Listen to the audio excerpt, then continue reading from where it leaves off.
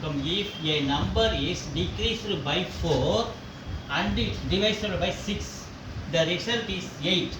What would be the result if 2 is subtracted from the number and divided by 5? மறுபடியும் படிக்கிறேன். if a number x is decreased minus by 4, if a number is decreased by 4 and divided by 6, so the result is 8. இது ஒன்று அப்படியே வச்சுக்குவோம். What would be the result if 2 is subtracted from the number? So x இருந்து அதே 2 நம்ம minus பண்ணோம்னா and is divisible by 5, 5 ஆலையும் நம்ம divide பண்ணால் அதனோட ரிசல்ட் என்ன அப்படின்னு நம்ம கேட்குறோம். கவனிங்க, இதை கவனிப்போம். x minus 4 is equal to 8. இங்கே by 6 இருக்குது, அந்த 6 இங்கே கூட மல்டிப்ளை பண்ணும்போது x minus 4 is equal to இது 48. 6 into 8 48. ஸோ அந்த மைனஸ் 4 அந்த பக்கம் போகுது.